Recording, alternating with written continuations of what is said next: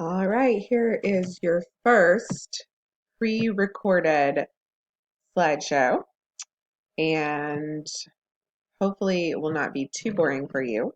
Remember, I want you to watch this before you come to class, and you will have your online week, and you'll be able to read and review chapter 3 and 4, and then we'll get to talk about it and do activities in class to really hammer it home. Your learning objectives are as follows. You need to be able to define the terms in the chapter that are associated with multicultural counseling, diversity, etc.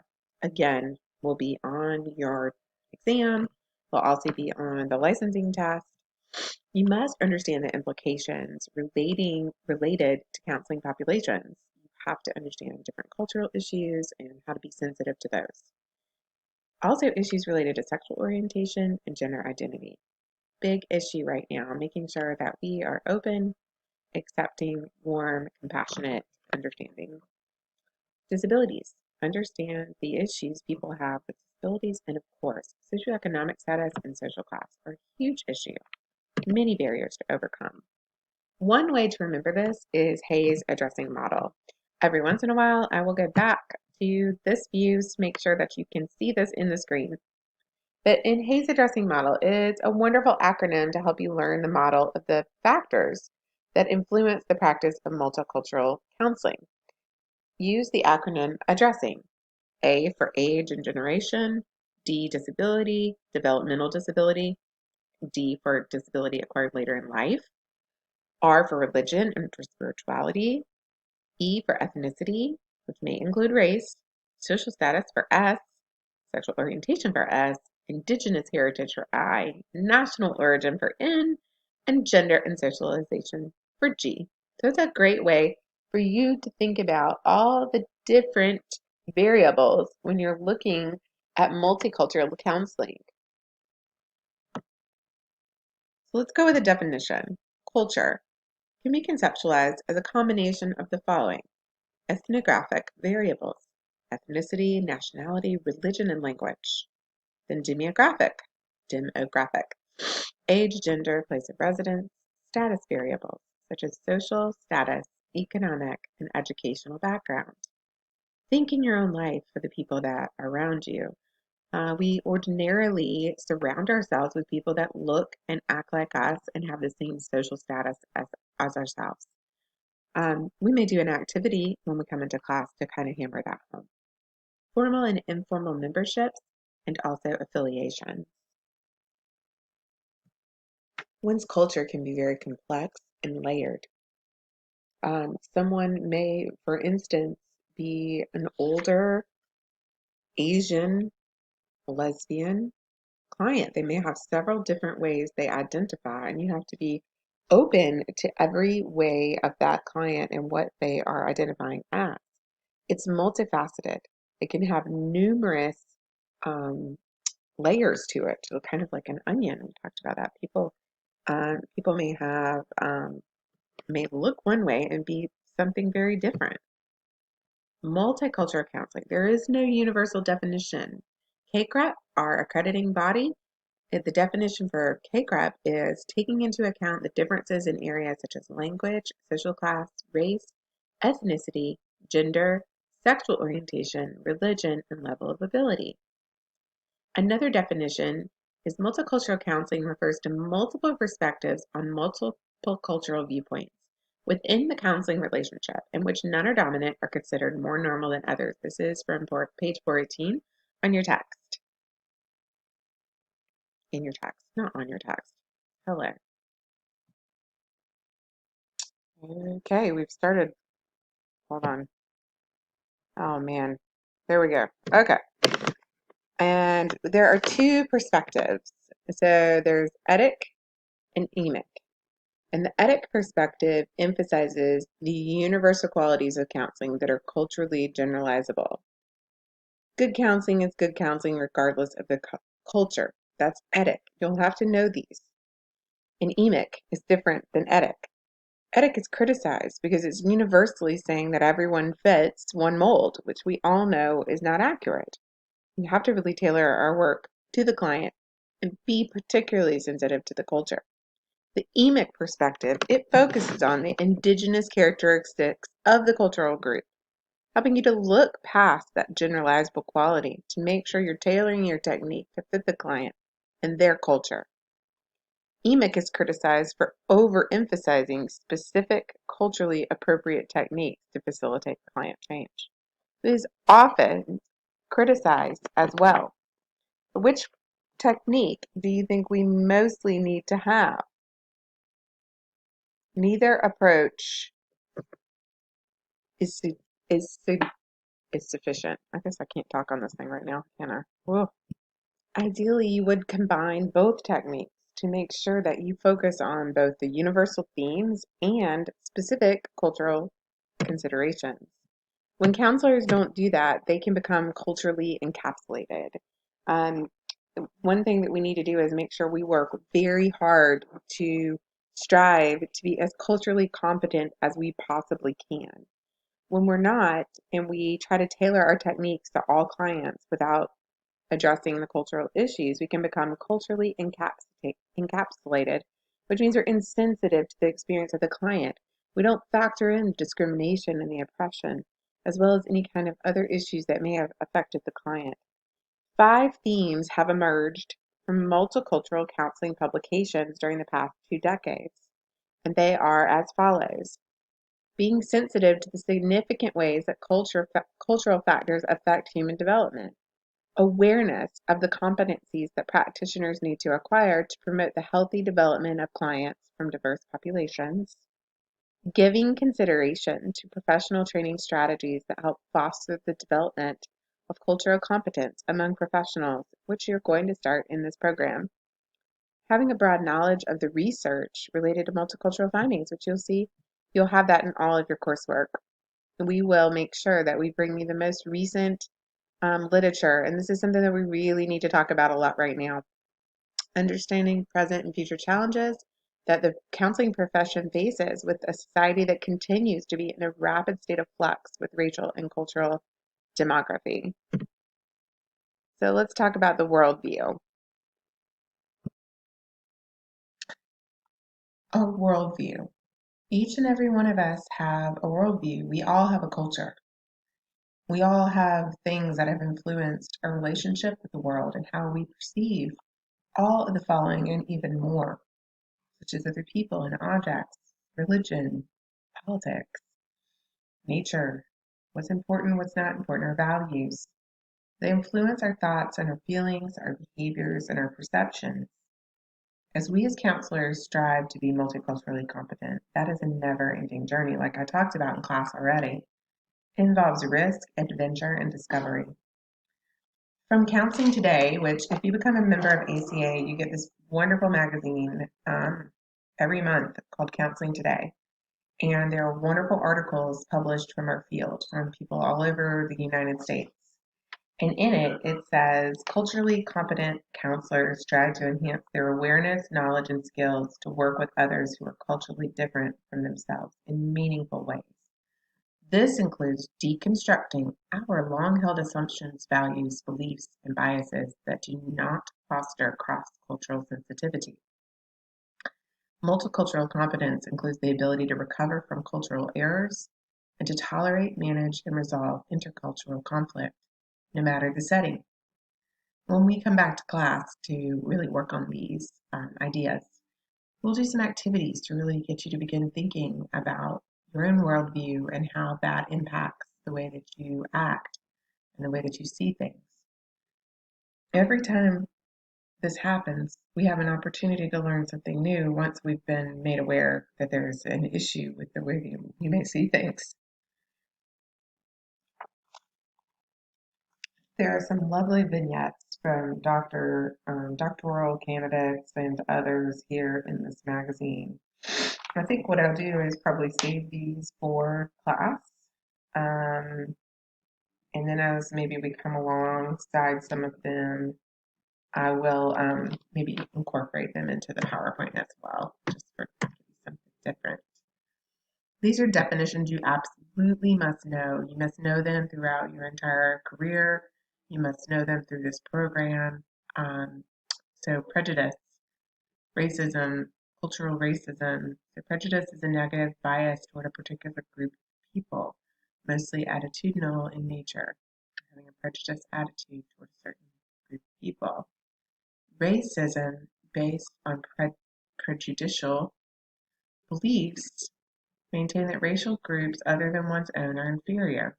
It extends the negative attitude into behavior that discriminates against a particular group. And this is often innate in us, that we don't even believe we have a bias. We don't, people often say, well, I'm not racist, da, da, da, da, da, and they try to qualify it. And what that's doing is saying, like, this doesn't exist and it's not important, instead of you going, oh, yes, this exists, definitely is real, and I have been influenced by this in my life, and have take time to examine your own beliefs. As hard as that can be, I mean, especially for me as a white woman, was often very difficult for me and shame-based to look at my own history and maybe what my own deep thoughts may have been or are, that come up naturally without me meaning for that to happen. That's that bias that's ingrained in all of us. That, if we know it, then when we have the thought, we can do something to combat it, which is what we'll talk about throughout this whole program. So if you're aware, you can stop yourself and go, no, no, no, no, that's not. I'm going to make this choice or say this or be honest about the original thought that I had when something occurred. It's almost like the study where if a certain person who looks a certain way could be an African American male, or someone who just looks like they're up to something on the corner of the street, that we all naturally reach over, regardless of race or background, and lock our door. Um, and if there was maybe an older woman standing in the corner, you wouldn't even think about doing that.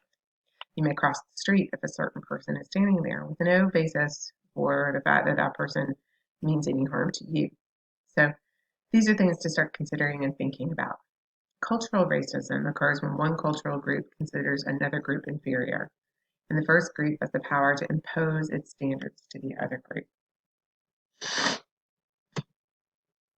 Institutionalized racism, this is extremely common and something that we see in the media, we have all experienced, or if you probably, if not experienced, you know that you're privileged.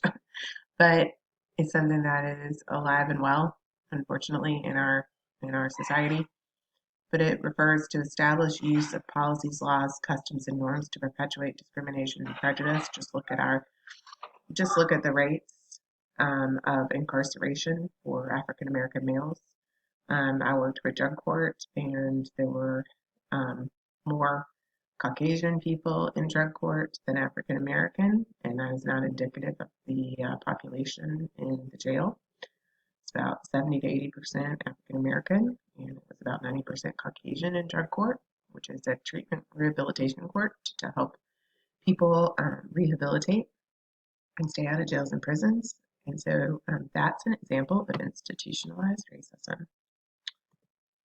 Acculturation, enculturation, and cultural pluralism. I'm going to reduce that a little bit so you guys can see that. Sometimes when we do Screencast-O-Matic, which is our software to record these, you can't see the whole thing. So, acculturation is a cultural adaptation that occurs as a result of contact between multiple cultures. Enculturation is the retention of one's culture of identity, and cultural pluralism is describing minority groups who participate in a dominant society, but they have maintained their own cultural differences. So you could see that in places like New York with Chinatown, different areas inside the dominant culture of the United States where they have, more Jewish people and synagogues and culture, or even African American, there are Jamaican cultures and different Hispanic cultures, Korean and Chinese. So you see that where they've somehow maintained some of their distinct cultural differences. So it's important just to know these three terms. It's also important to just make sure you understand one of the biggest challenges for us in multicultural counseling is the fact that most of our theories are Western philosophical ideas and values. So, as Western values, we value being an individual, having autonomy, being able to take care of yourself, being action oriented, strong work ethic, problem solvers, and rigid time schedules. But that's not how a lot of the world works. So when we try to impose those values and cultural traditions onto our clients, we become very egocentric and counseling, I'm sorry, culturally centric for ourselves. Um, so we need to make sure that we're very careful as counselors that we're following our client and finding things that match their beliefs and their cultural identity. Whether or not I'm spiritual or not, if my client is not does not value spirituality, that most certainly does not need to be a part of my treatment plan. I don't need to continually try to convince the person to be spiritual. That's not my job. It's above my pay grade, as Alex. It's one of my favorite things to say. It's above my pay grade. I don't make enough money for that. I'm not powerful enough to make those choices. So, multicultural competencies. Sadly, we did not even have an association for multicultural counseling and development. Um, we did not have any kind of competencies until 1996. So it seems late, right? But this just demonstrates to you how far we have to go. That's not that long ago. Um, they were originally put out by Sue and Sue, which is, if you know anything about multicultural textbooks, they're big authors in the multicultural counseling world. These competencies were endorsed by many different professional counseling associations, and we talked about that, and you're going to learn more and more about all those agencies and associations. And in 2015, the Multicultural and Social Justice Counseling Competencies were developed by Sue and offered us a framework to implement multicultural and social justice competencies in counseling theories, practice, and research. We have these uploaded in a couple of different places. I'll make sure I put them, I think I have them in this module so that you can look over them. We're going to talk about them in class and I'll have them pulled up. So those competencies are organized into 4 categories: counselor self-awareness, knowledge of clients and their worldviews, counseling relationship, and counseling and advocacy interventions. Ethnically responsive counselors are professionals who've intentionally found ways to grow and develop in each of these categories. So, so important, guys. We're just going to, hopefully, one thing about the LaGrange College program is that you should feel really proud about things we're doing, like social justice conversations with Dr. Muller on Facebook Live. We're checking in on our students. We're bringing up things that are in the media and making sure that we are not perpetuating this cycle. So I'm really proud to be a part of the field right now and part of the change. And I have a long way to go. There's a lot of me. You guys will probably, and I always want you to feel like you can call me out in class. My students have been some of my best teachers, and sometimes I, being a white female from a privileged background, will accidentally say something that I shouldn't say or won't think about it. It comes out of me. Sometimes I have a position of power as well, and sometimes I forget that and forget how I could be perceived by others. So you have my permission to respectfully call me out if you hear me say something that you feel is inappropriate, or email me and say, "Hey, I didn't think I was offended by what you said," and we'll talk about it, because it may be something that just came out of me that I didn't mean, and I need to be aware of it. So I think that kind of honest dialogue and being open about myself is really helpful for those of you to start to do that as well. Okay, self-awareness, so important. Self-awareness about this is probably the number one thing. What are your beliefs, your attitudes, and feelings associated with these things? A lot of times we don't even realize that. We like to say, like, "Oh yeah, I'm not racist. I'm not sexist. Well, start taking a look at yourself really deeply and you realize, wait a minute, I do have some biases that I didn't realize I had. And no worries on this. We will do activities and exercises and challenge you and reflections and discussion. And then you have a whole class on this, on multiculturalism. You have an entire semester class and you have it incorporated into every class. So every single class will have this. So you can start now, but we'll have activities and things that will start to raise your self-awareness. You may already have a ton of self-awareness, but there's always more awareness that can come. That's step one. But also, a knowledge base is really, really important. We have to have some kind of idea what other cultures are like, and if we don't know, we got to look it up. Acquire the understanding of how social, economic, and political systems affect psychosocial development of ethnic and other minority groups. Just look at low socioeconomic status. Look at minority groups. Look at COVID-19. Who's COVID-19 killing? The majority of people, marginalized populations, and gosh, I'm, this is again, hopefully will entertain you while you're listening to these. All of a sudden, I just hear this like music coming from my kids' room. I don't know what it is, but I'm trying to record these in my office at home on Saturday. I don't know if they're singing or what, but it just totally threw me. This is how the summer went too. I would have either my cat would be meowing or the kids would come in and they would have a cameo on my recordings. But okay, let me get back to it.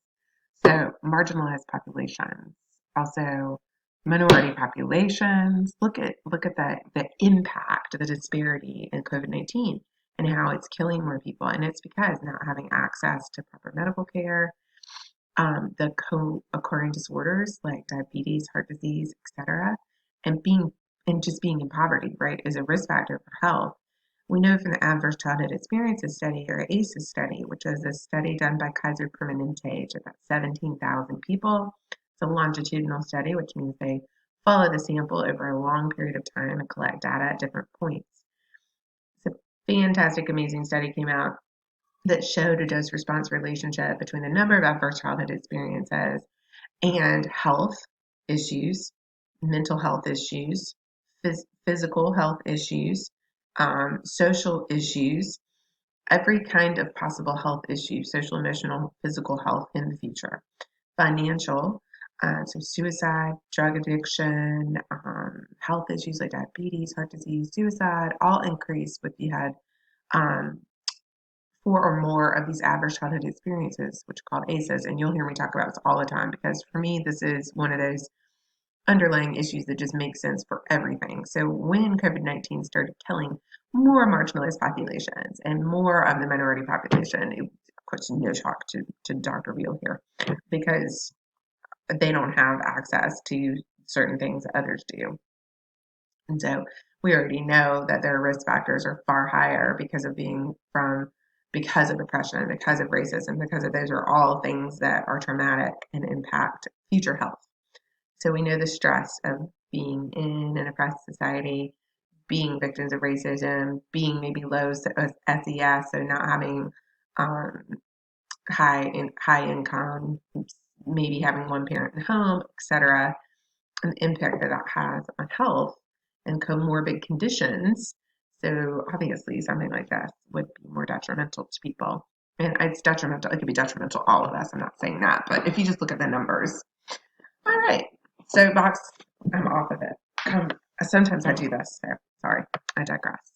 Sometimes just things come to my head. Yes, I also start talking to you guys on these things like you're really here, and it's very weird. So, yeah. I think it's the only way I can get through it, talking to my own computer, because it's very weird talking to your computer. But yeah, okay. So, yes, knowledge. Read the literature, use the media to learn about cultures, experience diversity. You will do this. We want you to go do things, other I did a I did a Native American sweat lodge. I've been to several African American churches. I like them better. I like them better.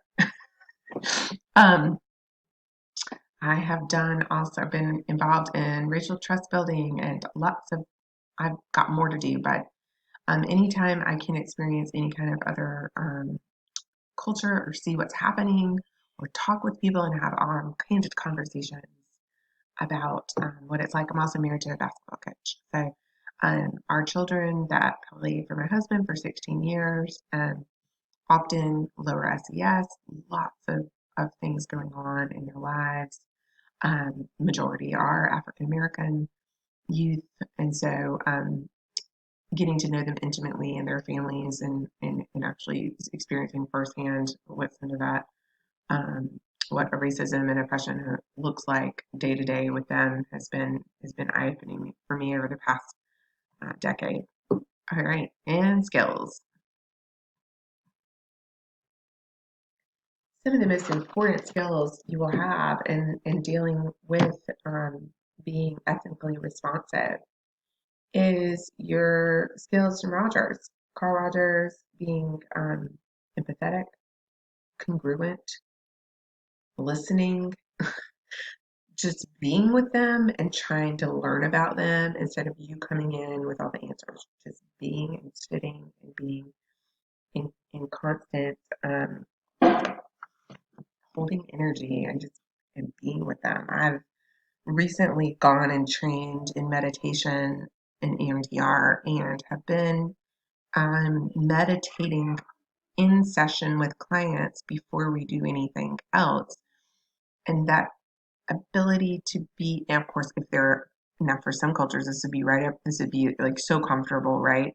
And I don't do it if it's not. So, I mean, take that into account, but not do that if I always ask permission and ask if, for education, and is this okay if we do this? You want to try this? And I explain why and making sure that they're comfortable.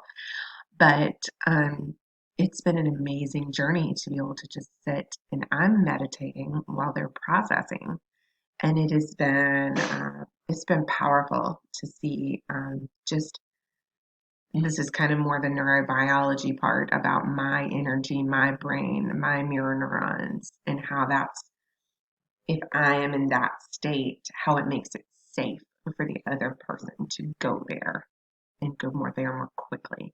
So all that to come back to say, I think when we are at peace and healthy and we're feeling okay about ourselves and that we feel competent enough to handle the client, whatever they're bringing and whatever their background is, they can sense that and they start to feel comfortable, and then they'll start to teach you about their culture, which is, well, you can have an open mind. Like, tell me what it's like for you. Help me understand you. Understanding that role. Let's see. We must not ignore the diversity. They're not deficiencies. We meet them where they are, which is what I was just talking about. Don't try to avoid any stereotypes. And if you make a mistake, say you're sorry. I mean, we're not perfect. Say, I am so sorry. That came out completely wrong. I did not mean it that way. I'm sorry, I assumed that. If you make a mistake, because we're not perfect, right? This is a constant, like I said, multicultural competence is something that I just think is stupid. Like, that's not a thing. We can try to continue to be multiculturally aware and sensitive, but do not think competence, like, like you can become competent. I I think that's just like I would die if I ever said like, oh yes, I'm multiculturally competent. That would be so egotistical for me to like think I had it. I could ever get to that point. We have I just kind of I hit on this multicultural empathy, an interest. Ask. I'm getting ahead of myself. I'll do that too. My brain gets ahead of itself. Um, Genuine appreciation, recognize the cultural meanings, incorporate those interventions. I just found out this week that when I do a lot of adoption work and adoption trauma, like foster kids and that grow up, and because I can do generational trauma healing and stuff like that, and so found out about their cultural heritage. and it's, I will say, a Pacific island. And I said, have you really delved into this culture that you're a part of? And they had not. And I said, well, let's spend some time this weekend. And because it's in your genetics, it's in your DNA. So, like food, culture, music, just nurturing your soul. So, that's kind of a cool way to flip on it. But helping, even being able to help people, like say it's okay to embrace this part of you. I have people do the DNA test sometimes and things like that, to really embrace their culture and find out who they are. Sometimes there's something missing, and we can find it that way, which is a really cool thing. Also, let me all that to say, I also present this workshop on historical trauma and intergenerational trauma transmission. And I did it for 400 Year Journey last year, with Yvonne Lopez and others, which is it marked the 400-year anniversary with the liberation of slaves, which is a beautiful, cool thing. And I didn't even know about that day and like Juneteenth and all of that. And I just have learned about those things in the past couple of years. And I've really been embracing all of that, and sad that I didn't know about those things before. But again, institutional racism forbid us from knowing some of these things. We weren't taught these things. You see it in the textbooks being so um, biased. Um, See, this is like my own video journal. I just started to tell her what I talk about in these things. Why was I telling you that? Okay, I remember. I was saying DNA test. So for African Americans, a DNA test is super scary, and I just want you to think about why. You you know why. I mean, look, Tuskegee. I mean, okay, but when I did the 400-year journey and talked about that, I didn't even think about that. So there's one of those things that I'm talking about. Sometimes I do. I also didn't talk about white culture and the generational transmission of trauma for white culture when I did the presentation, which was also um, not good. So, so there you go. There's me being transparent with you that things like that are going to happen, but it was a really good thing to know that, oh yeah, that makes sense. Like you wouldn't want to go get this DNA test, although it could answer a lot of questions about your cultural heritage and where your ancestors were from, because you may not have any records for that, and that's very traumatic. It could also be really anxiety provoking, like where's this information going to go? And even for me, I haven't done one because it kind of freaks me out a little bit. So to think like what are you doing with this data? Okay, I have covered that like 1,000 times over, right? Cultural empathy. I mean, just be there, right? Be recognized. Be sensitive to oppression, discrimination, racism, and microaggressions. Microaggressions are things that we all do. I've done I'm sure I do microaggressions right now. And please tell me if I do. Um, it's just the way we were raised, and it's very difficult sometimes. A microaggression could be crossing the street when you see someone, um, making a comment. Um, just there's so many examples, and we'll talk about it in class. But be sensitive to the fact that your client has been going through that, and the fact that you haven't had to go through that means if you haven't had to think about stuff like that, it means you're privileged. So, all right, sexual orientation is invisible identity. You don't always know. It is also referred to as affectional orientation. Oh, just a minute ago when I was talking, I just want to talk about broaching, enhanced counseling outcomes, a practice known as broaching. That's a term that I had not heard before reading this text. This is a new foundation text where I had not heard of that, but so take a look at that. But also, I kind of touched on this when I talked about the sweat lodge and I talked about helping people to go and look into their cultures, incorporating culturally appropriate interventions, indigenous healing practices. I have referred people to sweat lodge before they have Native American heritage, and I have referred them to a shaman that I know.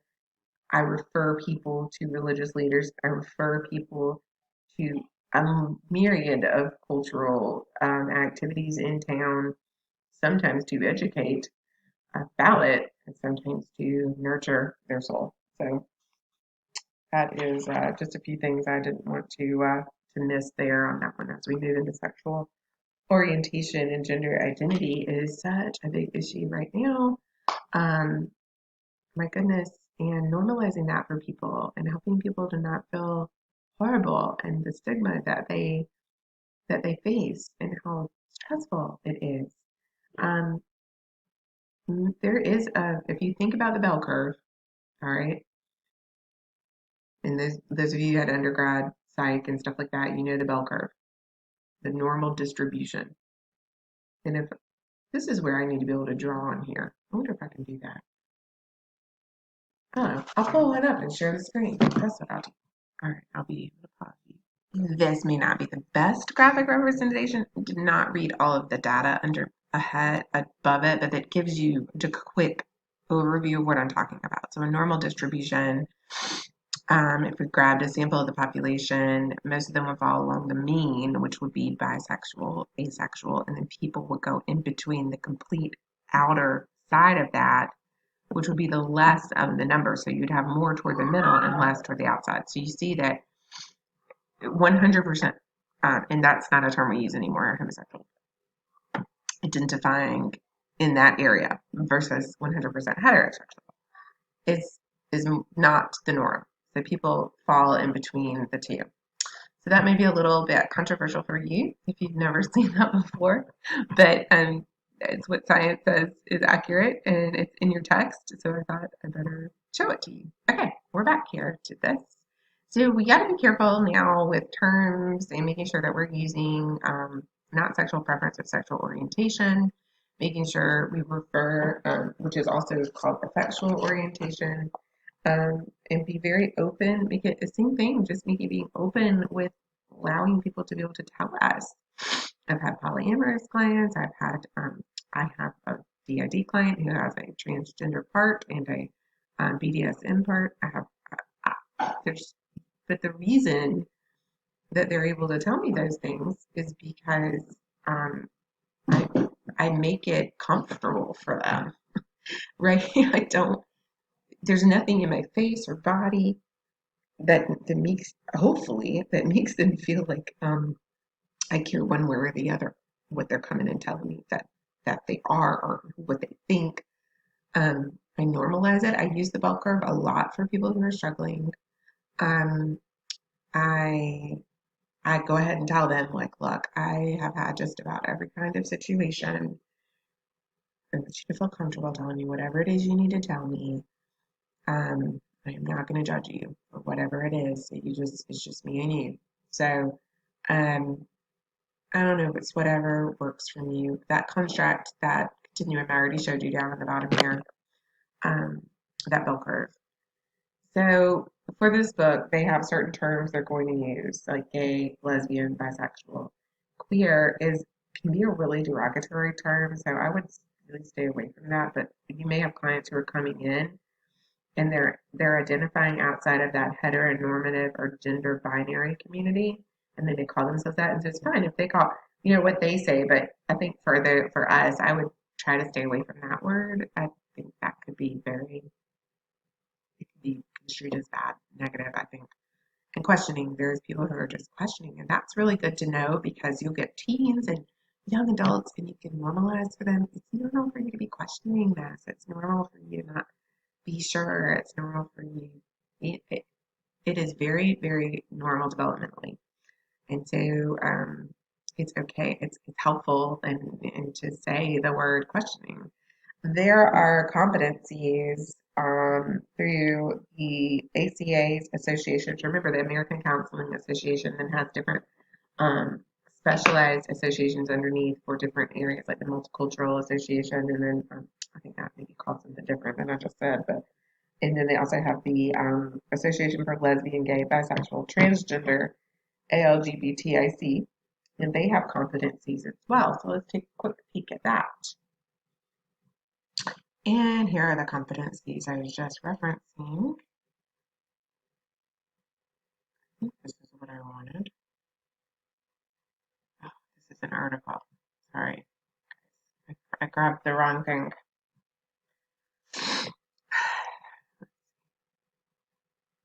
This competencies file. I'm going to pause you so I'm not wasting your time. Okay, I finally have the right document. So I'm going to upload this into your module to please review the definitions and make sure that you understand the acronyms. They've changed a lot, and I know that they are often using the word queer, but I would say just be careful when you use it. Just depends on how educated the person is and where they are in that, and just follow your client and making sure that you're careful what you say and that you know that you're using terms that they're comfortable with. We will never do reparative therapy, which is trying to convince someone to change their sexual orientation. That used to be something called conversion therapy. That is completely unethical and you will lose your license. So I want you guys to read this. I'm going to upload it and let's get back to the PowerPoint. That in a minute. Okay. Right. Homosexual is discouraged because the psychopathological connotations are like this used to be a disorder. Homosexuality was a disorder in the DSM, Diagnostic and Statistical Manual of Mental Disorders.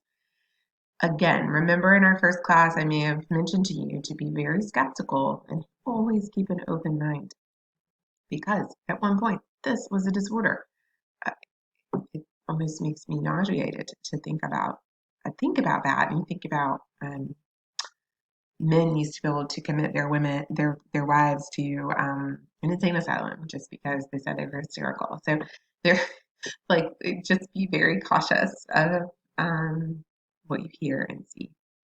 And know that DSM-6 will come out at some point and it will be different than 5. A person may be attracted to someone of the same sex but engage only in heterosexual behavior. This includes both affectional and sexual dimensions of self that are evidenced by thoughts, feelings, and behaviors. Homophobia and heterosexism. Homophobia is people who are anti-gay. They have a fear of individuals who are lesbian, gay, or bisexual, or any other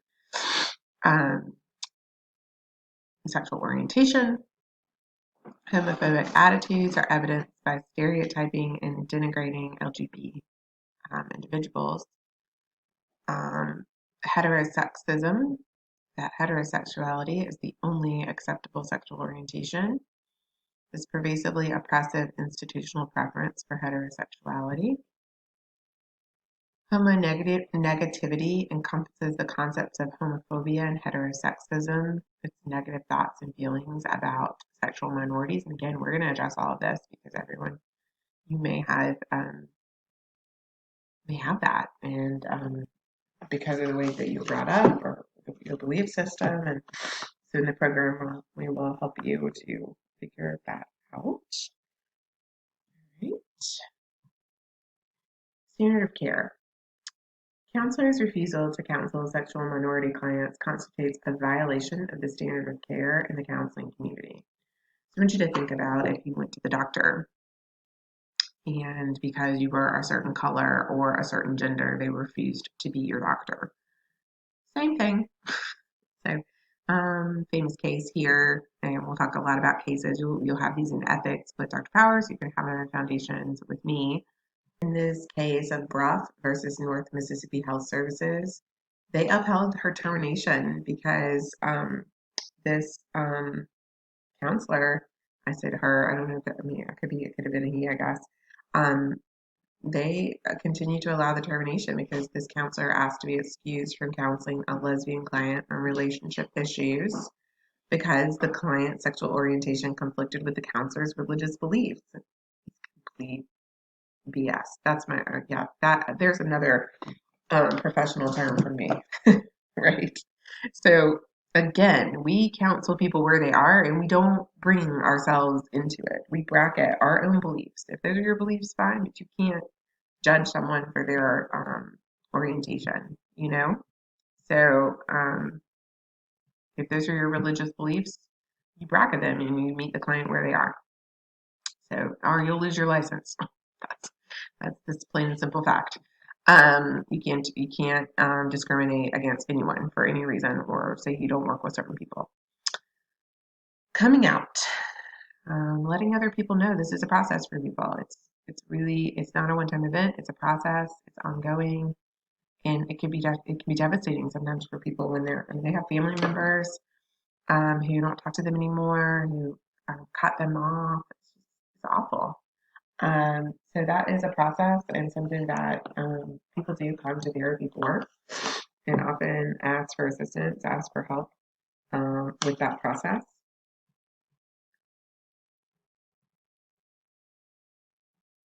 It is our job to assist with the pros and cons of this process, looking at all aspects, but also knowing it can be associated with greater mental health once you get through this coming out process and acceptance, but also a grieving process for the old self. Very painful as the grief and the new sense of self emerges. We help cope by giving them a safe space and being, again, genuine and non-judgmental. It's a safe space for them to come. Help through that process through role play, cognitive rehearsal, bibliotherapy, so reading and articles, and provide information such as hotlines and support groups, churches that are gay affirming, other community resources that benefit LGBT grappling with issues. Um, Coming to terms with this is really important, and helping our clients can have a lot of struggle with their internal religious messages. And education, psychoed is great for that. Bibliotherapy.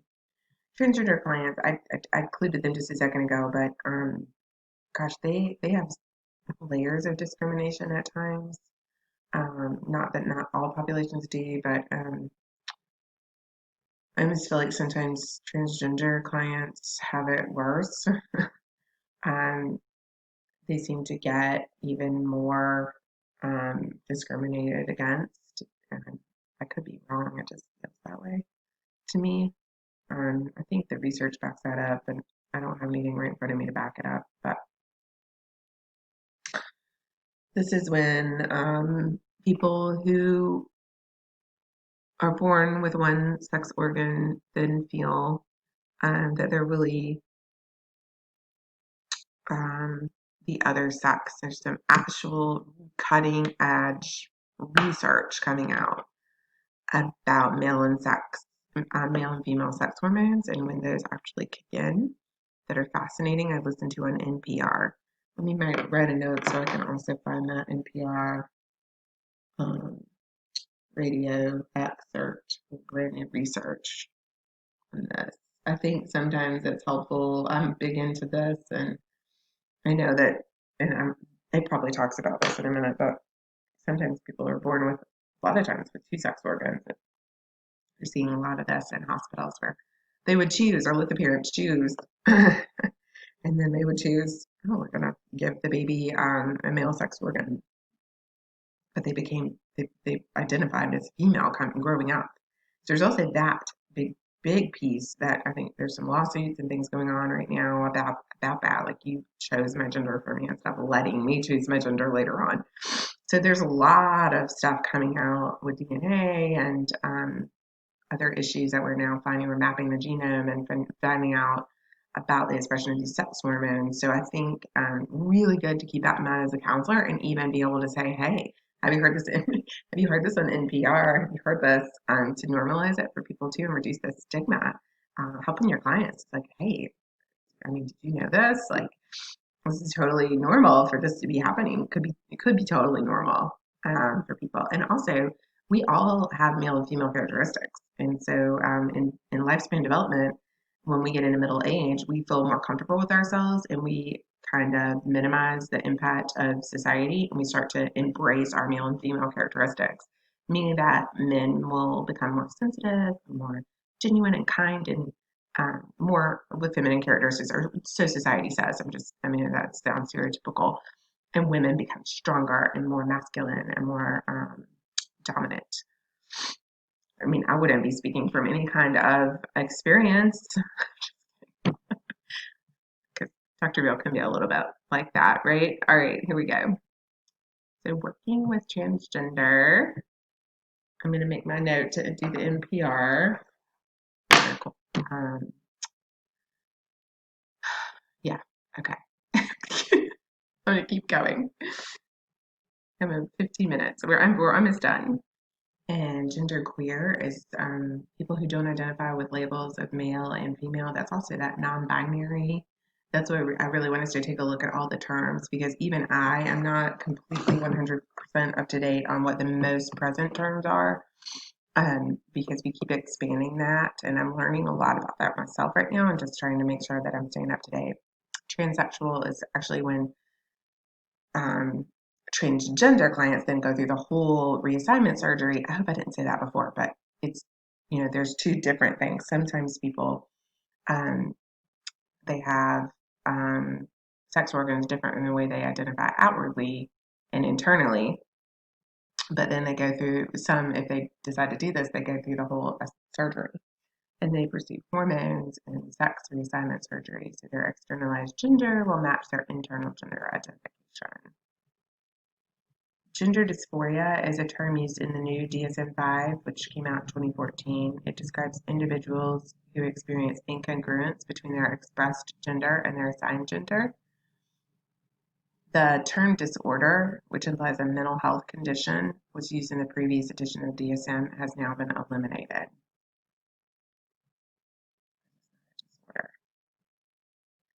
And counseling people with abilities. So we have a definition of disability: physical or mental impairment that substantially limits activity in life. There are three categories of physical disabilities, of course: cognitive disabilities, where people have dementia and Alzheimer's, learning disabilities, and other cognitive impairment, TBIs, etc. And then mental illnesses like mood, psychosis, substance abuse, and dependence. We all know that's really easy stuff. With pretty much common sense right there. So factors associated with increased rates of disability are, of course, poverty and aging, medical advances, and emerging conditions such as chronic fatigue, lupus, stuff like that. We have a ton of autoimmune in the practice.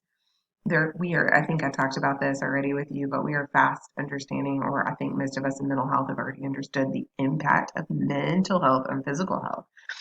Our bodies can't sustain the stress level and the trauma that people are undergoing, and it comes out in their bodies. So, increased incidence of asthma and autism, things like that.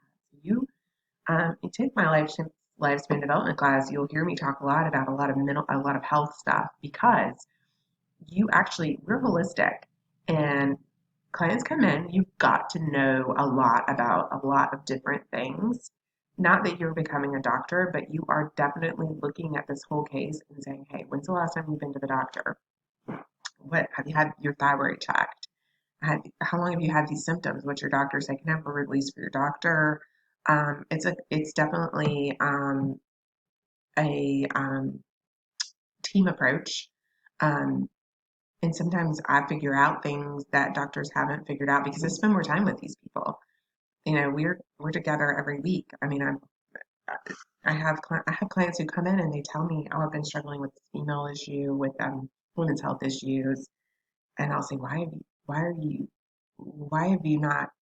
You can get that taken care of, and then be like education about psycho ed about women's health and things that women can do to make themselves feel better. Um, So I talk about that in the lifespan development class a lot, and I think it may be surprising, but you have to know a lot. You have to know a lot about birth, a lot about pregnancy, a lot about STDs. I mean, just you're gonna have miscarriages. You're gonna have people come in who have abortions. You're gonna have people come in who are teenage pregnancy. You're gonna have people who come in that they just got a diagnosis for STD. I mean, you don't know what that is, then that's not good. You need to know, you need to have an idea of what that is and like what the percentage of the people that have that is, so you can reduce the stigma and help your clients feel better. Because often they didn't get that at the doctor's office. Okay, I digress again. Soapboxes, soapboxes, soapboxes for days. All right, myths about disability: the charity or helplessness myth, the spread phenomenon myth, the dehumanization or damaged merchandise myth, feeling no pain myth, and disabled menace myth. So these are some of the stigmas that we face. So let's talk about that. That people with disabilities are basically charity cases, and they should just be have charity and no rights. they're not capable of making decisions for themselves. So empowerment is really important as counselors, right? Spread that there must be other, if they have one, they must have others, like it's catching. The dehumanization or damaged merchandise myth, a person with a disability is less than a full member of society or inferior in some way. And think about this, because may have some innate thoughts about this that you didn't realize you had. Feeling no pain myth, that people with disabilities are immune from pain and suffering or have no feelings. And that's crazy to me. Disabled menace, that they're different and that they should be put in like homes.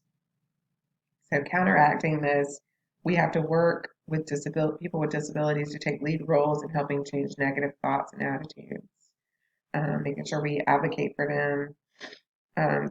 There's a lot of new legislation, but if you go around town, it's been really interesting to me. My receptionist at my practice, her husband is in a wheelchair, and he was a friend of mine. He's a LaGrange College grad, and he worked with me before, and just talking with him and finding out from her, how many times they go somewhere and there's no ramp. And you think we take that for granted. Like I don't think about that stuff because I don't have to because I'm walking. All right, well, let's be quiet while mommy records this. Well, mommy is recording. So that was my children. So I'm almost done. They're ready for me to be done. Okay. But even though there's the Americans with Disabilities Act, etc., it's still so hard. Like going to the beach. Now you're starting to see where people can get in a pool with those little hoist or whatever. But think back just a few years ago, you can see those at the pool, right? So really, really important to make sure that we are aware of all of those things and all of those hurdles that our clients could be going through. Goals and interventions.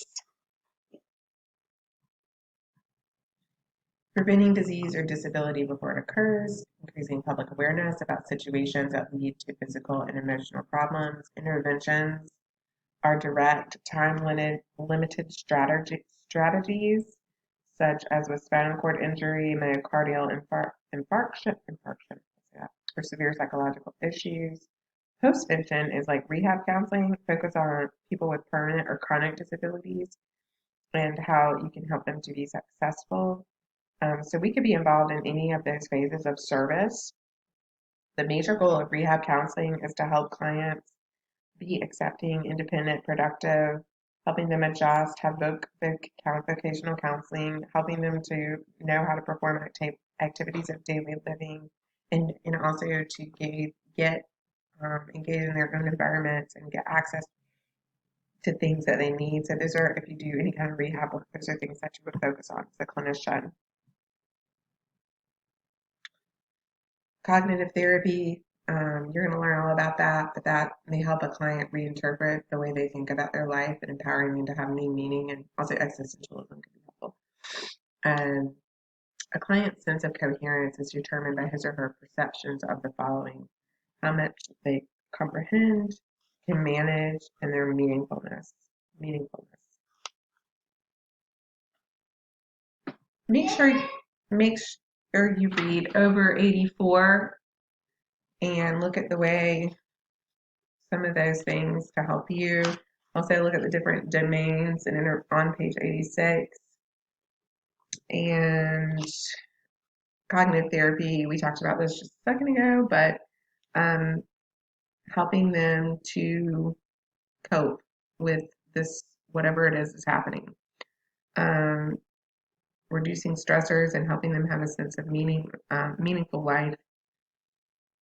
Acquired disability takes time and perseverance, and we help facilitate independence rather than dependence, which is the antithesis of those myths that we went over just a minute ago.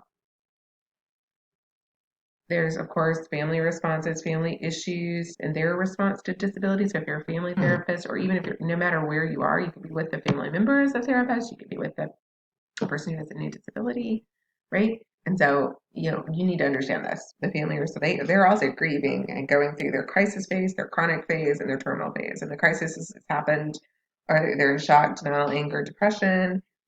You can be supportive, listen, attend. It's just stabilization and help them through that. The chronic phase is the day-to-day adjustment with the disability. how to manage the stress, build on strengths, etc. Like there could be cancer, ALS.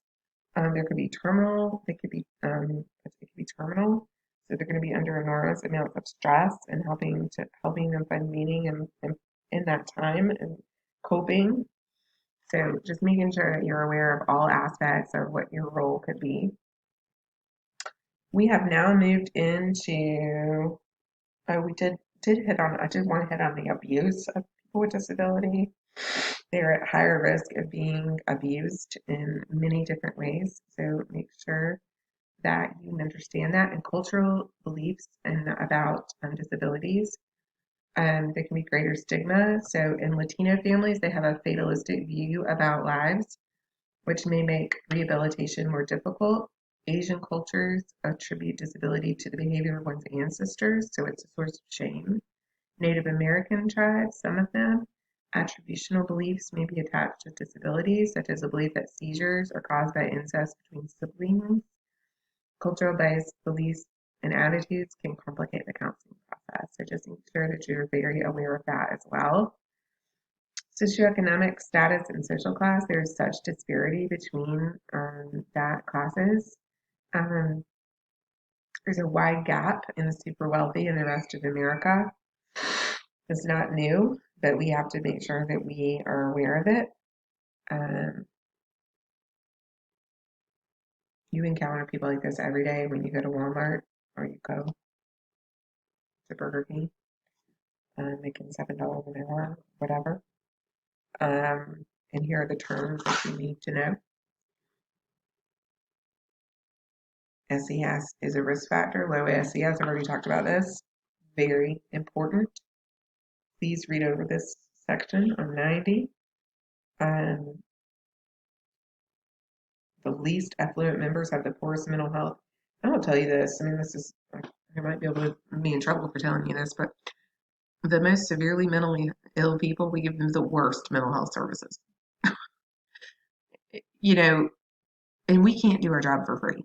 And we do some pro bono, but that's not fair. I mean, we have worked hard to be in our jobs, and counselors, we can't be expected to do this for free. It is hard work, and we've trained hard to do this, and it is so important. Our work is so important, and we deserve to be paid for it. And so, what do we do with the people who are most severely ill, who have low socioeconomic levels, and probably have schizophrenia or severe complex PTSD? We put them in the community mental health center, where we have maybe 4 counselors who are all exhausted and worn thin. They're wonderful people, but it's hard to do good counseling in that setting. You will know when you go to practicum and internship. You will see. So it's so unfortunate. We're really exacerbating the issue, and you can read about that. They talk about a book here, Social Perspective: The Missing Element in Mental Health Practice. So take a look at that. And then last but not least, we have Lou's social class worldview model.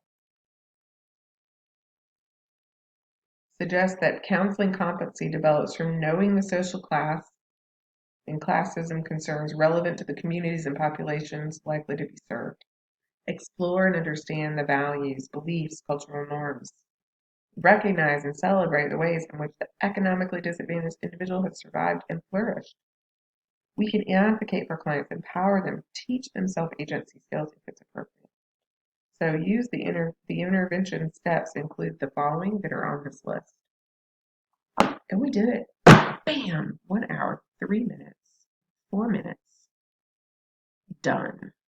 I hope you enjoyed chapter 3 and did not fall asleep.